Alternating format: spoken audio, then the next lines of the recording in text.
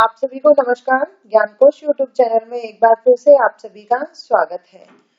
आपको पता है बाल मनोविज्ञान की सीरीज हमारी चल रही है अभी, और इस सीरीज में हमारी 3 कक्षाएं पहले हो चुकी हैं। आज की जो कक्षा है उसमें हम शिक्षा मनोविज्ञान, उसके अर्थ व परिभाषा, शिक्षा मनोविज्ञान की प्रकृति, उसके कार्य, उसके उद्देश्य और शिक्षा और मनोविज्ञान में संबंध, और इस संबंध के साथ साथ हम जानेंगे कि शिक्षक के लिए क्यों आवश्यक है शिक्षा मनोविज्ञान, उसका क्या महत्व है, और कुछ अन्य महत्वपूर्ण तथ्य जो है वो हम आज की वीडियो में पढ़ेंगे। लेकिन आज के वीडियो के लिए एक खास बात यह है कि आज की वीडियो आपकी सी टेट, सुपर टेट या कोई भी टेट पात्रता परीक्षा है उसके लिए बहुत ही महत्वपूर्ण होने वाली है, क्योंकि आज का जो हमारा टॉपिक है उस टॉपिक से अक्सर परीक्षा में 1 से 2 प्रश्न अवश्य पूछे जाते हैं। तो चलिए हम स्टार्ट करते हैं आज का टॉपिक, शिक्षा मनोविज्ञान। शिक्षा मनोविज्ञान, सबसे पहले हम जानेंगे कि शिक्षा मनोविज्ञान क्या है। शिक्षा मनोविज्ञान एक शाखा है जिसमें मानव के शैक्षिक वातावरण में क्या सीखता है, कैसे सीखता है, इस प्रकार का अध्ययन किया जाता है। अर्थात शिक्षा मनोविज्ञान की वह शाखा है जिसमें मानव के शैक्षिक वातावरण में सीखने की प्रक्रिया का पता लगाया जाता है। शिक्षा मनोविज्ञान 2 शब्दों के योग से बना है, शिक्षा और मनोविज्ञान। अतः इसका शाब्दिक अर्थ है शिक्षा संबंधित मनोविज्ञान, अर्थात शिक्षा से संबंध रखने वाला मनोविज्ञान। यह मनोविज्ञान का व्यवहारिक रूप है और शिक्षा की प्रक्रिया में मानव व्यवहार का अध्ययन करने वाला विज्ञान है। शिक्षा मनोविज्ञान से तात्पर्य है शिक्षण एवं सीखने की प्रक्रिया को सुधारने के लिए मनोवैज्ञानिक सिद्धांतों का प्रयोग करना। शिक्षा मनोविज्ञान शैक्षिक परिस्थितियों में व्यक्ति के व्यवहार का अध्ययन करता है, अर्थात शिक्षा के लिए व्यक्ति के व्यवहार में कौन कौन से परिवर्तन हुए हैं। शिक्षा मनोविज्ञान की कुछ महत्वपूर्ण परिभाषाएं। शिक्षा मनोविज्ञान का एक ही व्यवहारिक रूप है। शिक्षा मनोविज्ञान वह विज्ञान है जो शिक्षा की समस्याओं का विवेचन करता है, उनका विश्लेषण करता है और उनकी समस्याओं का समाधान करता है। अर्थात शिक्षा मनोविज्ञान क्या है कि शिक्षा के दौरान बालक के व्यवहार में होने वाले जो परिवर्तन है और जो उसकी समस्याएं हैं उन समस्याओं का समाधान करना है। इसके अलावा भी कुछ दार्शनिक हुए हैं, क्योंकि ये फिलॉसफी का विषय है, हमने पिछली वीडियो में जाना था।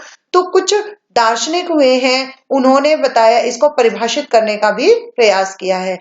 तो इसमें आते हैं सर्वप्रथम क्रो एंड क्रो। इनके अनुसार शिक्षा मनोविज्ञान व्यक्ति के जन्म से लेकर वृद्धावस्था तक सीखने संबंधित अनुभवों का वर्णन तथा व्याख्या करता है। अर्थात शिक्षा मनोविज्ञान जो है वह व्यक्ति या बालक के जन्म से लेके उसके मृत्यु पर्यंत सीखने संबंधित जो अनुभव है उनका वर्णन करता है। ये किसके अनुसार? ये परिभाषा क्रो एंड क्रो के अनुसार।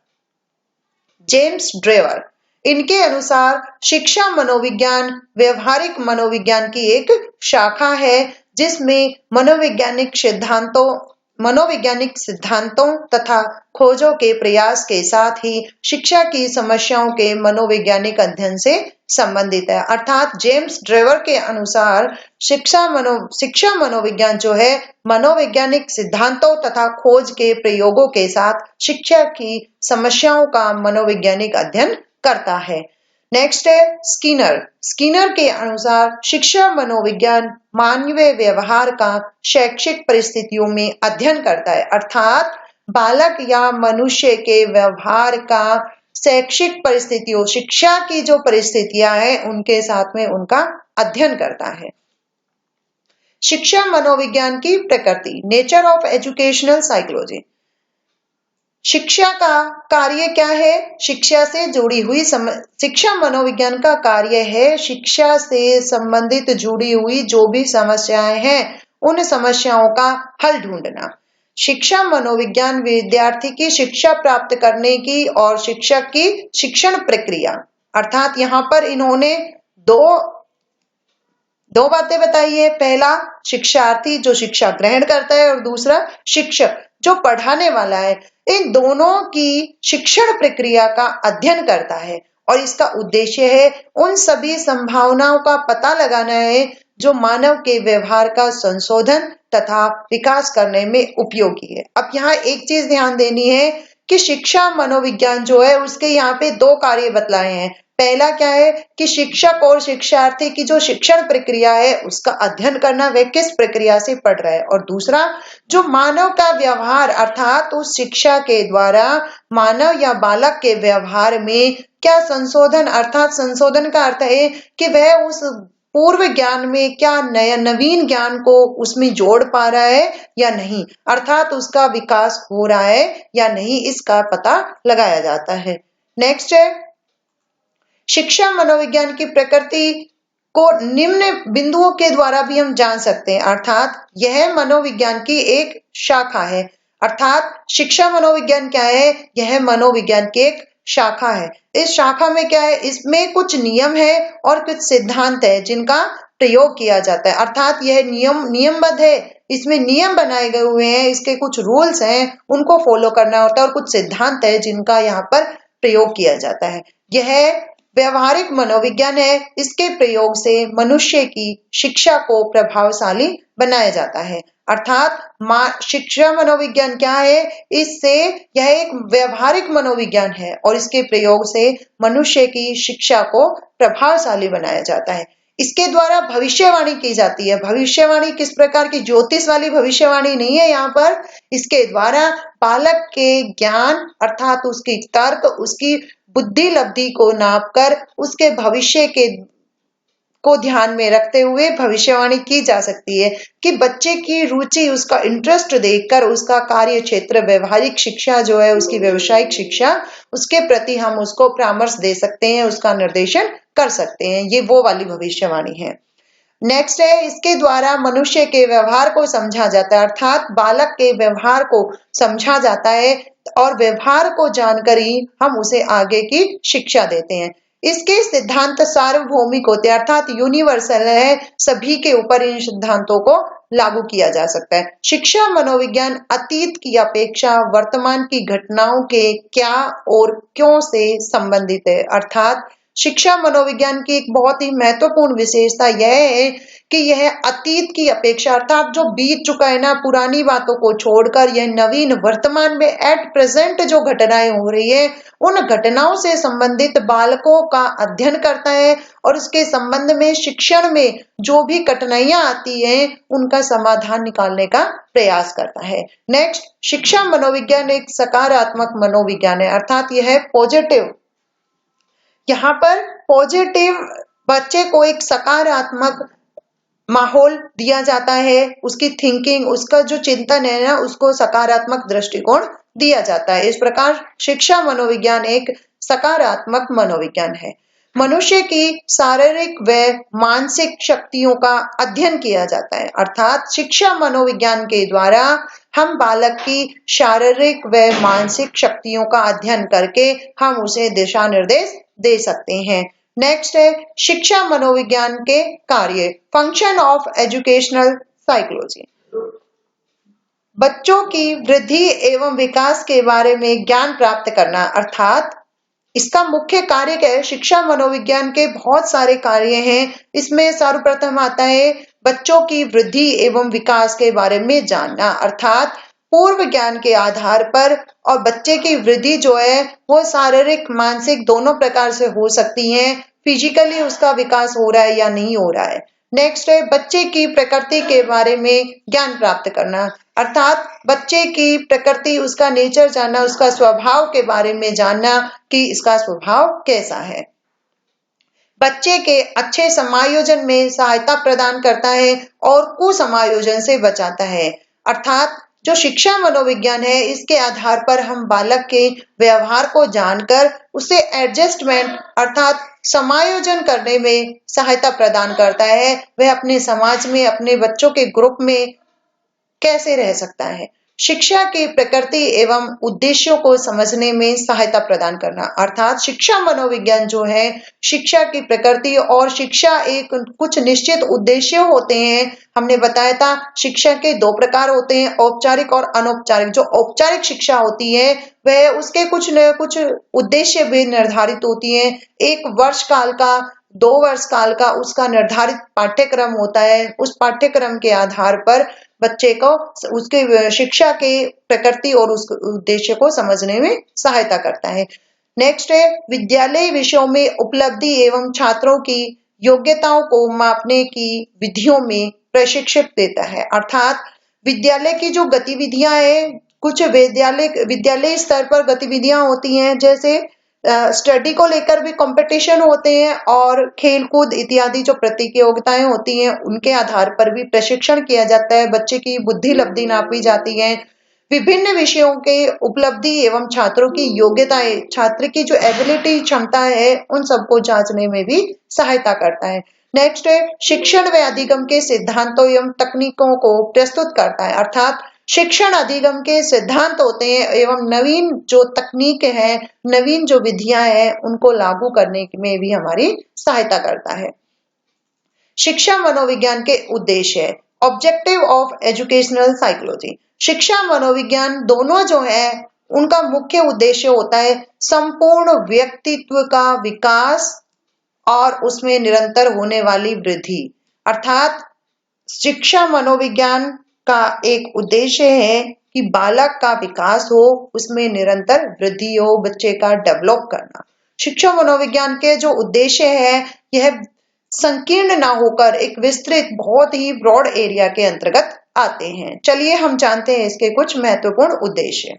पहला है अध्यापक में उचित दृष्टिकोण का विकास करना, अर्थात अध्यापक में उचित दृष्टिकोण से हमारा तात्पर्य है कि एक अध्यापक जो है उसकी कक्षा में एवरेज बच्चे होते हैं। अध्यापक सभी बच्चों के साथ में भेदभाव ना रखकर, यानी कि इंटेलिजेंट बुद्धि लब्धि हर बच्चे का अलग, आईक्यू लेवल अलग होता है, उस सभी को ध्यान में रखते हुए अध्यापक जो है कक्ष में उचित दृष्टिकोण बनाए रखे, सभी छात्रों को समान भाव से शिक्षा प्रदान करें। मनोवैज्ञानिक ढंग से चिंतन करना, अर्थात नेक्स्ट हमारा आता है मनोवैज्ञानिक ढंग से चिंतन करना। यह सबसे पहले ये अध्यापक को मनोवैज्ञानिक ढंग से बच्चों के बारे में पाठ्यक्रम, अपना जो सिलेबस है उसके लिए चिंतन करना और नवीन योजनाएं बनाना। नेक्स्ट है शैक्षिक परिस्थितियां बनाना। बहुत बार क्या होता है हम कक्ष में जाते हैं लेकिन बच्चों की या तो संख्या बहुत अधिक हो जाती है या कभी कभी कक्ष जो है उसमें बच्चों का मन नहीं होता है पढ़ने का, तो उसमें शैक्षिक परिस्थितियां बनाना, एक माहौल बनाया जाता है। इसके लिए सर्वप्रथम कक्षा को अनुशासन में बिठाया जाता है। दूसरा, अध्यापक का जो है अपने विषय वस्तु पर पकड़ अच्छी होनी चाहिए, उसे संपूर्ण जानकारी होनी चाहिए। और तीसरा है उचित मेथड के द्वारा कक्ष में उचित शैक्षिक परिस्थितियों को बनाया जा सकता है। नेक्स्ट है व्यवसायिक समझने में सहायता, अर्थात व्यवसाय समझने में कि बालक की बुद्धि लब्धि को देखते हुए, उसके इंटरेस्ट को देखते हुए हम बच्चे को व्यवसाय से संबंधित समझने, उसे आगे निर्देश दे सकते हैं। नेक्स्ट है सामाजिक संबंधों पर बल देना, अर्थात कोई भी चाहे शिक्षक हो या शिक्षार्थी हो, दोनों ही सर्वप्रथम सामाजिक होते हैं, चाहे वो समाज के लेवल पर चाहे विद्यालय के स्तर पर। विद्यालय में भी बालकों का एक अपना समाज होता है, अध्यापक गण का अपना अलग समाज होता है, समूह होता है।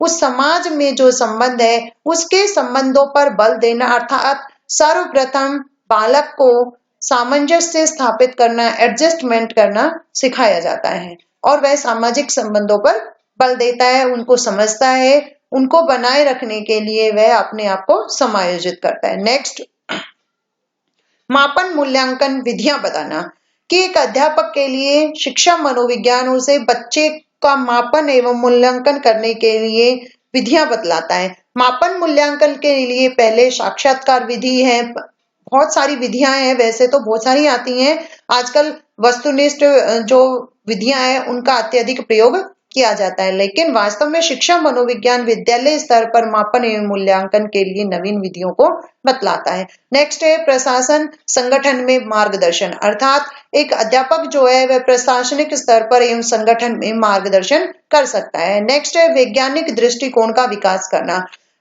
हर दिन एक अध्यापक के सामने कक्ष में नवीन परिस्थितियां होती हैं और नई समस्याओं का सामना उसे करना पड़ता है, और प्रत्येक समस्या के समाधान के लिए उसे वैज्ञानिक दृष्टिकोण रखना चाहिए, और उस वैज्ञानिक दृष्टिकोण को रखते हुए ही वह नवीन कुछ ना कुछ नई खोज करता है, नया आविष्कार करता है।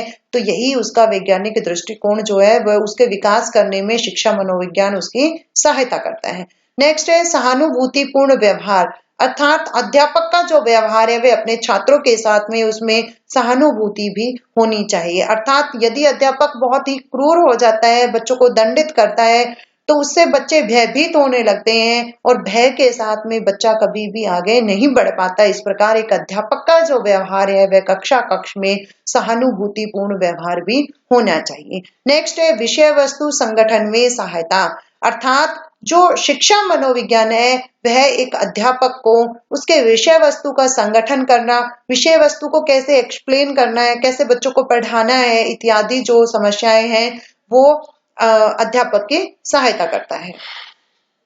शिक्षा मनोविज्ञान के उद्देश्यों को पीवी स्किनर ने अपने मतानुसार बतलाया है कि संगठित तथ्यों एवं सामान्यीकरणों का एक ऐसा संग्रह प्रदान करना होता है जो अध्यापक में सांस्कृतिक और व्यवसायिक उद्देश्यों को अधिकतम सीमा तक प्राप्त करने में सहायता देता है। अर्थात बीएफ स्किनर का मानना है कि शिक्षा मनोविज्ञान अध्यापक में सांस्कृतिक और व्यवसायिक उद्देश्यों को प्राप्त कराने में उसकी सहायता करते हैं। शैक्षिक उद्देश्यों को परिभाषित और निर्धारित करने में सहायता करता है। ये बीएफ स्किनर का मानना है कि शिक्षा मनोविज्ञान अध्यापक के शैक्षिक उद्देश्यों को परिभाषित करने और उन्हें निर्धारित करने में हेल्प करता है। नेक्स्ट है इस धारणा का विकास करना ही वृद्धि को उन्नत किया जा सकता है, अर्थात जो वृद्धि है उसको डेवलप किया जा सकता है, अधिगम को अर्जन किया जा सकता है। शिक्षा मनोविज्ञान में इसका एक महत्वपूर्ण योगदान यह है कि यह शिक्षा के उद्देश्यों को प्राप्त करता है। नेक्स्ट है विद्यार्थियों के प्रति अध्यापक में निष्पक्ष सहानुभूतिपूर्ण दृष्टिकोण। ये हम अभी पढ़ चुके हैं, वही सब बातें बीएफ स्किनर का भी कहना है कि निष्पक्ष होना चाहिए। अध्यापक के मन में प्रत्येक स्टूडेंट के लिए, विद्यार्थी के लिए समान भाव होना चाहिए। समस्या समाधान का वैज्ञानिक दृष्टिकोण विकसित करता है। व्यक्तियों को मानव आचरण और शिक्षा के बारे में मनोवैज्ञानिक ढंग से सोचने के लिए प्रशिक्षित करता है। शिक्षा और मनोविज्ञान का संबंध, relation between education and psychology. शिक्षा मनोविज्ञान दोनों एक दूसरे के पूरक हैं, अर्थात एक के बिना दूसरे की कल्पना नहीं की जा सकती है। शिक्षा और मनोविज्ञान दोनों ही ज्ञान की स्पष्ट शाखाएं हैं। दोनों एक दूसरे में बहुत ही, जैसे नीर शीर का आपने भाव सुना होगा, एक दूसरे में घुले मिले हुए हैं, उसी प्रकार से शिक्षा और मनोविज्ञान जो है दोनों एक दूसरे में घुले मिले हुए हैं। अर्थात आधुनिक जो शिक्षा है इसका आधार क्या है? मनोविज्ञान। और मनोविज्ञान के आधार पर बच्चे की रुचि, अर्थात बच्चे का इंटरेस्ट, उसका रुझान जो है, उसकी संभावनाओं का, उसके व्यक्तित्व का ध्यान पूर्वक अध्ययन करके उसे शिक्षा दी। अर्थात आधुनिक जो शिक्षा है वह मनोविज्ञान पर पूर्ण रूप से आधारित है। शिक्षा तथा मनोविज्ञान दोनों का संबंध व्यवहार के साथ में है, और मनोविज्ञान की खोजों की शिक्षा एक दूसरे के पहलुओं में छुपी हुई है। अर्थात शिक्षा और मनोविज्ञान जो है, आप एक दार्शनिक के आधार पर अगर हम देखें तो ये दोनों एक ही सिक्के के दो पहलू है, अर्थात एक के बिना दूसरे का कोई अस्तित्व नहीं है। जिस प्रकार एक सिक्के के एक वन साइड में हेड एंड टेल लिखा हुआ होता है, उसी प्रकार से शिक्षा और मनोविज्ञान, यदि हम शिक्षा को हटा दें तो मनोविज्ञान का स्वयं का कोई औचित्य, कोई स्थान नहीं रहता है। उसी प्रकार यदि हम शिक्षा में मनोविज्ञान को अगर हम हटा देते हैं तो शिक्षा भी अपंग हो जाती है, अपने आप में अपूर्ण हो जाती है, हम पूर्ण रूप से शिक्षित नहीं हो पाते हैं। अर्थात अध्यापक और छात्र के बीच में कोई सामंजस्य नहीं रह जाता है, वो एक दूसरे को समझ ही नहीं पाते हैं। इसीलिए शिक्षा और मनोविज्ञान एक दूसरे के पूरक हैं। दोनों के संबंध जो है, दोनों का व्यवहार से संबंध है। मनोविज्ञान की खोज और शिक्षा दोनों जो है वो एक दूसरे को हेल्प करते हैं। मनोविज्ञान सीखने से संबंधित मानव विकास की व्याख्या करता है और शिक्षा जो है वो सीखने की प्रक्रिया को करने की चेष्टा प्रदान करती है। इस प्रकार शिक्षा और मनोविज्ञान दोनों जो है ना सीखने के क्यों और कब से संबंधित है, अर्थात दोनों में क्यों और कब नामक जो प्रश्नवाचक चिन्ह होते हैं, इन दोनों का ही उत्तर ढूंढने की ललक होती है, दोनों ही उनकी प्राप्ति करते हैं। ब्राउन के अनुसार शिक्षा वह प्रक्रिया है जिसके द्वारा व्यक्ति के व्यवहार में परिवर्तन किया जा सकता है, अर्थात बालक के व्यवहार को परिवर्तित किया जा सकता है। पिल्सबरी के अनुसार मनोविज्ञान मानव व्यवहार का विज्ञान है। इन्होंने कहा है कि शिक्षा मनोविज्ञान के संबंध को हम ऐसे समझ सकते हैं कि शिक्षा जो है वह मानव व्यवहार का विकास है और मनोविज्ञान जो है वह मानव व्यवहार के कारणों का अध्ययन करता है। शिक्षा जो है सामाजिक प्रक्रिया है और मानव व्यवहार जो है उसमें मनोविज्ञान जो है उसमें संशोधन करता है, उसमें परिवर्तन लाता है। इस प्रकार शिक्षा और मनोविज्ञान के संबंध को हम समझ सकते हैं। शिक्षा एक सामाजिक प्रक्रिया है, अर्थात देखो अभी हमने दो तीन डेफिनेशन, दो तीन दार्शनिकों को हमने जाना, तो उनके अनुसार हमने देखा कि शिक्षा मनोविज्ञान दोनों में बहुत ही गहरा संबंध है। इस प्रकार शिक्षा एक सामाजिक प्रक्रिया है। शिक्षा को बालक के सर्वांगीण विकास के संदर्भ में माना जाता है, अर्थात शिक्षा के द्वारा बालक का सर्वांगीण विकास हो जाता है। शिक्षा जो है पहले अध्यापक केंद्रित थी, परंतु आज छात्र केंद्रित है। आज की जो शिक्षा प्रणाली है वह बाल केंद्रित है, क्योंकि आज की शिक्षा में जो पाठ्यक्रम है वह बालक को केंद्र मानकर निर्धारित किया गया है। तो यहाँ से परीक्षा में अक्सर पूछ लिया जाता है कि हमारी जो एजुकेशन है वो किसको सेंटर मानकर रखी गई है। हमारा जो पाठ्यक्रम का जो निर्धारण है वह चाइल्ड सेंटर जो शिक्षा पद्धति है उसको अपनाता है। मनोविज्ञान बालक के व्यवहार के अध्ययन पर बल देता है तथा शिक्षा बालक के व्यवहार के उद्देश्यों को निर्धारित करती है और उन्हें अर्जित करती है। शिक्षा और मनोविज्ञान दोनों ही बालकों के व्यवहार का विकास चाहते हैं। इस प्रकार दोनों एक होकर नए विषय को जन्म देते हैं, इसीलिए इसे शिक्षा और मनोविज्ञान कहा गया है। इस प्रकार जो शिक्षा मनोविज्ञान है वह अब हमने समझा, हमने इसके कॉन्सेप्ट को जाना कि शिक्षा और मनोविज्ञान अलग अलग ना होकर दोनों ही एक नए विषय को जन्म देते हैं, अर्थात उसे शिक्षा मनोविज्ञान कहा जाता है। अब आता है शिक्षा मनोविज्ञान की अध्यापक के लिए आवश्यकता या महत्व। देखिए, एक अध्यापक के लिए शिक्षा मनोविज्ञान को पढ़ना क्यों आवश्यक है, उसकी क्या जरूरत है उसे पढ़ने की, तो वो सब हम जानेंगे कि शिक्षा मनोविज्ञान का ज्ञान अध्यापक के लिए बहुत ही इम्पोर्टेंट है, क्योंकि इसके आधार पर ही वह विद्यार्थियों के व्यवहार में परिवर्तन ला सकता है, क्योंकि अध्यापक का सीधा संबंध विद्यार्थी से होता है। अध्यापक ही बालक को सही रास्ता दिखाता है। देखिए, GL एंडरसन ने, यहाँ पर आपने एक फुल फॉर्म भी जरूर पढ़नी है, अक्सर परीक्षा में पूछ लिया जाता है, ने शिक्षा मनोविज्ञान की आवश्यकता और महत्व को बतलाते हुए कहा है कि सर्वप्रथम तो यह सामग्री का चयन तथा व्यवस्था। सामग्री किस प्रकार की सामग्री? अरे पाठ्य पुस्तक से संबंधित जो सामग्री है, हमारे पाठ्यक्रम से संबंधित जो सामग्री है उसके चयन में, उसकी व्यवस्था बनाने में, कि हमें सरल से कठिन की ओर पढ़ना है, हमने इजी टू डिफिकल्ट वे की तरफ जाना है, इस प्रकार का यह मार्गदर्शन करती है। दूसरा है सीखने के लिए मार्गदर्शन, अर्थात सीखने के लिए बालक को प्रेरित करता है, उसे मोटिवेट करता है कि हमें किस दिशा में जाना है, किस प्रकार से हमने पढ़ना है। नेक्स्ट है मूल्यांकन। मूल्यांकन के आधार पर है यह अध्यापक को बच्चे का मूल्यांकन करना, उसका निरीक्षण करने के लिए भी हेल्प करता है। व्यक्तिगत विभिन्नताओं पर बल, अर्थात शिक्षा मनोविज्ञान जो है अध्यापक कक्ष में बहुत बार वैसे नॉर्मल एरिया कक्षा का 30 स्टूडेंट रखा जाता है, लेकिन वैसे कक्षा में बहुत बार हम देखते हैं कि इससे अधिक संख्या में भी बच्चे होते हैं। अब हर बच्चे का अपना अलग व्यक्तित्व होता है, हर बच्चे का अलग आईक्यू लेवल होता है। उस आईक्यू लेवल को, व्यक्तिगत विभिन्नताओं को, बच्चे की समझने की क्षमता, उसकी रुचि इत्यादि को ध्यान में रखते हुए अध्यापक को व्यक्तिगत विभिन्नताओं पर बल देते हुए पाठ्यक्रम का निर्माण करने के लिए आवश्यक है। मापन एवं मूल्यांकन के लिए कि जो शिक्षा मनोविज्ञान है वह अध्यापक को मापन एवं मूल्यांकन में भी सहायता करता है। समस्यात्मक बालकों को पहचानना या उनको समझने में सहायता।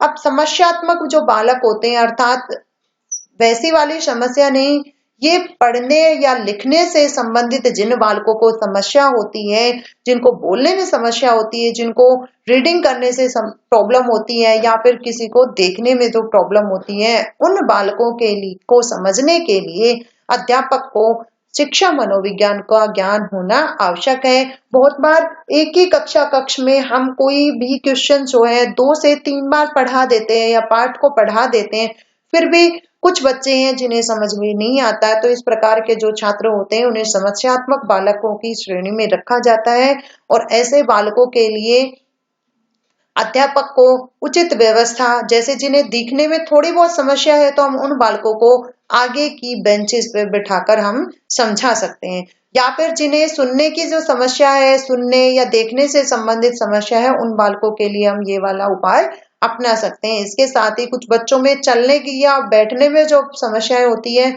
उसके लिए हम सीढ़ियों का प्रयोग ना करते हुए ग्राउंड फ्लोर पर भी कक्ष की व्यवस्था कर सकते हैं। तो ये एक नॉर्मल जो समस्याएं थी उनको जानने के लिए था। इसके लिए समस्यात्मक बालकों का एक अलग से चैप्टर आता है, उसमें हम पूरी डिटेल में पढ़ेंगे। लेकिन अभी क्या है कि समस्यात्मक बालकों को समझने में शिक्षा मनोविज्ञान एक अध्यापक की किस प्रकार से सहायता करता है, तो ये सारे उपाय हमें शिक्षा मनोविज्ञान के अंतर्गत ही मिलते हैं। दूसरा है अनुशासन। अनुशासन जो है कक्ष के लिए बहुत ही महत्वपूर्ण है। चाहे आप पढ़ाने में कितने भी माहिर क्यों ना हो, अपनी विषय वस्तु में आपकी बहुत अच्छी पकड़ है, लेकिन एक अध्यापक का पहला कर्तव्य है डिसिप्लिन, अर्थात उसके कक्ष को अनुशासन में बनाए रखना उसका पहला कर्तव्य है। नेक्स्ट है अध्यापक और विद्यार्थी में मधुर संबंध। अब अध्यापक और विद्यार्थी कक्ष में बहुत सारे छात्र होते हैं, उन्हीं सभी छात्रों के साथ में एक अध्यापक का जो व्यवहार है, उसका जो संबंध है वह मधुर होना चाहिए। ऐसा नहीं कि बच्चे जिसे देख के डर जाएं, तो वहां पर बच्चा डर के हमारे विषय वस्तु को नहीं समझ पाता है। इसलिए कभी भी बच्चे को डराकर, धमकाकर या बहुत ज्यादा हंसी मजाक के साथ भी हम उसे नहीं पढ़ा सकते हैं। एक नॉर्मल जो कक्ष का माहौल होता है हमें वो बनाना होता है, तो वो शिक्षा मनोविज्ञान अध्यापक को विद्यार्थियों के साथ में संबंध बनाने में भी सहायता करता है। नेक्स्ट है हेनरी पी स्मिथ। इनके अनुसार शिक्षा मनोविज्ञान के एक अध्यापक को क्यों आवश्यकता होती है। इनका मानना है कि बालक के व्यवहार में अपेक्षित परिवर्तन लाने के लिए एक जो अध्यापक है वो उसके कुछ रहस्यों की जानकारी प्राप्त कर सकता है। कैसे कर सकता है? उसके साथ में मधुर संबंध बनाकर, उसको अच्छे से समझाकर, एक कहते हैं ना कि दोस्त वाला माहौल बनाकर भी अध्यापक बच्चे को टीच कर सकता है यदि बच्चे को किसी प्रकार की कोई समस्या है तो। अध्यापक इस विषय के अध्ययन से बच्चों की प्रकृति, स्वभाव और उनकी बुनियादी आवश्यकताओं से परिचित होता है। अर्थात जो शिक्षा मनोविज्ञान है इसके अंतर्गत अध्यापक को बच्चे की प्रकृति, अर्थात बच्चे का नेचर, उसका स्वभाव और उसकी बुनियादी जो आवश्यकताएं हैं उसके बारे में जानकारी प्राप्त होती है। इसके साथ ही शिक्षा के विस्तृत उद्देश्यों को समझ सकता है। बच्चों के विकास प्रक्रिया के दौरान अनेक समस्याओं के निदान एवं उपचार के अवसर प्राप्त होते हैं। अर्थात शिक्षा मनोविज्ञान के दौरान हम बच्चे की बहुत सारी जो समस्याएं होती है उनका समाधान कर सकते हैं। मनोविज्ञान का शिक्षा में योगदान। बालक का महत्व। नए ज्ञान पर आधारपूर्ण ज्ञान, अर्थात बच्चे की जो प्री नॉलेज है उसके आधार पर, नए ज्ञान पर आधारित हम उसे ज्ञान दे सकते हैं। बालकों की रुचि व मूल प्रवृत्तियों का महत्व और शिक्षा के उद्देश्यों की प्राप्ति व सफलता। अर्थात शिक्षा मनोविज्ञान जो है वह सबसे पहले बालक का जो महत्व है उसको समझने में अध्यापक की सहायता करता है। दूसरा, नए ज्ञान का पूरे प्री नॉलेज जो है उसके आधार पर बच्चे को जानकारी दी जा सकती है। नए पाठ्यक्रम के साथ में हम बच्चे को जोड़ सकते हैं। बालकों की रुचि एवं उनकी मूल प्रवृत्तियां जो है उनको हम जान सकते हैं और शिक्षा के उद्देश्यों को प्राप्त कर सकते हैं। बालकों की व्यक्तिगत भिन्नताओं का महत्व, अर्थात इंडिविजुअल डिफरेंस जो है उनको हम जान सकते हैं। मूल्यांकन की नई विधियां जो है उन्हें हम प्राप्त कर सकते हैं और पाठ्यक्रम में सुधार कर सकते हैं। सीखने की जो प्रक्रिया है उसमें उन्नति करना, पाठ्यक्रम सहगामी क्रियाओं पर बल देना और बालकों की विभिन्न अवस्थाओं का महत्व। पाठ्यक्रम सहगामी क्रियाओं से हमारा तात्पर्य है खेल कूद इत्यादि के साथ साथ में विद्यालय स्तर पर प्रतियोगिताएं करवाना, ड्राइंग कंपटीशन कराना, क्विज कंपटीशन कराना, ये सभी पाठ्यक्रम के अलावा जो शिक्षा सहगामी क्रियाएं होती हैं उनको हम आयोजित करा सकते हैं। बालकों की विभिन्न अवस्थाओं का महत्व, बालकों की विभिन्न अवस्थाएं जैसे बाल्यावस्था, किशोरावस्था, इन अवस्थाओं के महत्व को जानकर अध्यापक इन अवस्थाओं के आधार पर ही बालकों की शिक्षा को सुधार सकता है, उन्हें शिक्षित कर सकता है। शिक्षा मनोविज्ञान का क्षेत्र, शिक्षा मनोविज्ञान का जो क्षेत्र है वह बहुत ही विस्तृत है। इसके विषय में हम अनेक जो नई धारणाएं, नए नियम और नए सिद्धांत जो है उनकी जानकारी हम प्राप्त करते हैं। यह कोई प्राचीन या पुराना चला हुआ विषय नहीं है, यह एक नया आधुनिक जो विषय है वह है। इसका फ्यूचर बहुत ही ब्राइट है, इसके लिए बहुत सारे स्कोप है। देखते हैं कौन कौन से। शिक्षा मनोविज्ञान के क्षेत्र और समस्याएं अनिश्चित है तथा परिवर्तनशील है। इसी को ध्यान में रखते हुए हम कह सकते हैं कि शिक्षा मनोविज्ञान जो है वह व्यवहार की समस्या है, अर्थात बालक के व्यवहार की जो समस्याएं हैं उनको जानकर उनका समाधान निकालने का इसका एक कार्य क्षेत्र है। नेक्स्ट है निर्देशन एवं परामर्श। निर्देशन, हम गाइड कर सकते हैं, हम परामर्श दे सकते हैं किसको, बालक को। बालक की बुद्धि लब्धि देखकर, उसके आईक्यू लेवल को देखकर, उसके इंटरेस्ट को देखकर हम बच्चे को उसके फ्यूचर के लिए दिशा निर्देश दे सकते हैं कि आपको आगे किस दिशा में आगे बढ़ना है।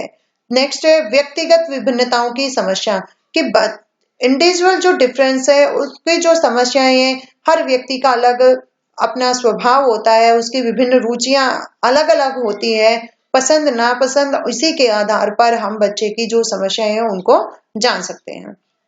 मापन तथा मूल्यांकन, मापन और मूल्यांकन में भी इसका काफी सहयोग है। इसमें नई तकनीक, नई विधियां जो है आजकल अपनाई जा रही हैं, वे सभी शिक्षा मनोविज्ञान की देन है। बच्चों का अध्ययन करना, सर्वप्रथम जो चाइल्ड है उसको उसकी स्टडी की जाती है, उसका आईक्यू लेवल मापा जाता है, उसके पाठ्यक्रम को निर्धारण करने में ये हमारी बहुत सहायता करता है। नेक्स्ट है बुद्धि तथा व्यक्तित्व। बच्चे की जो इंटेलिजेंस या उसका व्यक्तित्व मापने के लिए भी हम साइकोलॉजिकल टेस्ट होते हैं, उनके आधार पर हम इसे माप सकते हैं। नेक्स्ट है विकास की अवस्थाएं, अर्थात बच्चे के विकास के लिए विभिन्न अवस्थाएं होती हैं, उनको हम शिक्षा मनोविज्ञान के अंतर्गत पढ़ते हैं। स्मृति तथा विस्मृति, अर्थात चिंतन।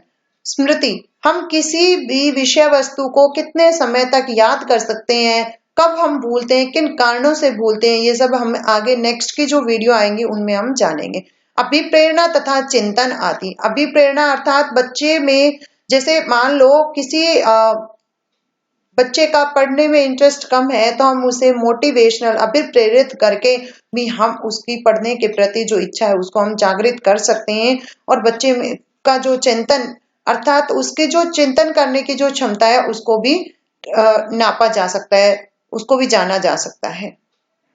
इसी के साथ ही ये जो आज हमारा यहाँ पर एक पहला लेसन जो है वो कंप्लीट समाप्त होता है, लेकिन इस प्रथम पार्ट से कुछ महत्वपूर्ण जो तथ्य होते हैं, वन लाइनर फॉर्म में जो क्वेश्चन जो वेरी इंपॉर्टेंट है उनको हम जानेंगे। पहला हमारा बनता है शिक्षा शब्द की उत्पत्ति, अर्थात जो शिक्षा शब्द है इसकी उत्पत्ति संस्कृत भाषा की शिक्ष धातु से हुई है। दूसरा, शिक्षा शब्द जो है अंग्रेजी भाषा के एजुकेशन से बना है। एजुकेशन शब्द जो है वो स्वयं किसका है? लैटिन भाषा का शब्द है। दूसरा है, एडम्स के अनुसार शिक्षा द्विमुखी प्रक्रिया है। अब यहाँ पर हमारा प्रश्न ये बनता है कि शिक्षा को द्विमुखी प्रक्रिया किसने बताया है? एडम्स ने। और जॉन डीवी के अनुसार शिक्षा जो है वो त्रिमुखी प्रक्रिया है। मनोविज्ञान का विकास दर्शन शास्त्र से हुआ है। नेक्स्ट है, साइकोलॉजी जो है वह ग्रीक भाषा का शब्द है। साइकोलॉजी शब्द दो शब्दों से मिलकर बना है, साइके और लोगस। मनोविज्ञान व्यवहार का निश्चित विज्ञान है। मैंने जब पढ़ाया था आपको डेफिनेशन बताई थी तो मैंने बताया था बहुत बार परीक्षा में डेफिनेशन पूछ ली जाती है। तो मनोविज्ञान व्यवहार का निश्चित विज्ञान है। यह किसका कथन है? वाटसन। मनोविज्ञान के जनक रुडोल्फ गॉयकल। मनोविज्ञान को आत्मा का विज्ञान कब माना गया था? यहाँ आपने ध्यान देना है, 16वीं शताब्दी में मनोविज्ञान को आत्मा का विज्ञान माना गया था। और इसके प्रवर्तक कौन कौन थे? इसके समर्थक अरस्तु, प्लेटो, डेकार्टे। नेक्स्ट है मस्तिष्क का विज्ञान।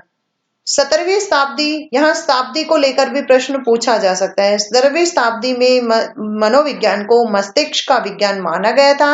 इसके समर्थक थे पेम्पोनाजी, लॉक और बर्कले। चेतना का विज्ञान, 19वीं शताब्दी में वुंट और जेम्स जो है इन्होंने मनोविज्ञान को चेतना का विज्ञान कहा है। फिर आता है व्यवहार का विज्ञान। 20वीं शताब्दी में वाटसन ने मनोविज्ञान को व्यवहार का विज्ञान माना था, जो अब तक आधुनिक युग तक चला आ रहा है, अर्थात मनोविज्ञान जो है वो व्यवहार का विज्ञान माना गया है। आउटलाइन साइकोलॉजी के लेखक कौन है? मैकडूगल। शिक्षा मनोविज्ञान व्यवहार का विज्ञान है। शिक्षा मनोविज्ञान की प्रकृति विशिष्ट विज्ञान, व्यवहारात्मक विज्ञान, प्रयोगात्मक और विज्ञान के रूप में, अर्थात मनोविज्ञान की जो प्रकृति है वो 4 प्रकार से बतलाई गई है। शिक्षा मानव व्यवहार का विकास, अर्थात शिक्षा जो है मानव व्यवहार के विकास को बतलाती है। मनोविज्ञान मानव व्यवहार के कारणों का अध्ययन करता है। और शिक्षा जो है वो एडुकेयर और एडुकेयर, इसका अर्थ होता है शिक्षा देना या उठाना, और इसका अर्थ होता है आगे बढ़ना। फ्रॉबेल के अनुसार शिक्षा वह प्रक्रिया है जिसके द्वारा बालक की जन्मजात शक्तियां बाहर प्रकट की जाती हैं। अब यहाँ पर आपने फिर से ध्यान देना है, अक्सर परीक्षा में ऐसे ही जो परिभाषा है वो दे दी जाती है, पूछा जाता है यह किसके अनुसार है। नेक्स्ट है मानसिक प्रक्रिया के अंतर्गत संवेदन, अवधान, प्रत्यक्षीकरण, सीखना, स्मृति, चिंतन आदि आते हैं, अर्थात मानसिक प्रक्रिया के दौरान। तो ये थी आज की वीडियो। आज की वीडियो में अब तक हमने पिछली 3 कक्षाओं को मिलाकर पहला जो चैप्टर है उसको हमने पढ़ लिया है। अगर उम्मीद है आप सभी को वीडियो पसंद आ रही होगी। अगर पसंद आ रहा है तो आप ज्ञानकोश यूट्यूब चैनल को लाइक करें और सब्सक्राइब करें। ये जो है हमने पूरा जो पाठ्यक्रम हमने पढ़ा है, ये पूजा पब्लिकेशन की शिक्षा मनोविज्ञान एवं शिक्षा शास्त्र की पुस्तक से पहला जो लेसन है वो आज हमने कंप्लीट कर लिया है। उम्मीद है आप सभी को वीडियो पसंद आ रही है तो आप लोग ज्ञानकोश यूट्यूब चैनल को लाइक करें, शेयर करें और बेल आइकन दबाना ना भूलें। अगर फिर भी कोई समस्या है तो आप लोग कमेंट बॉक्स में जाकर आप लोग हमें बताइए। धन्यवाद।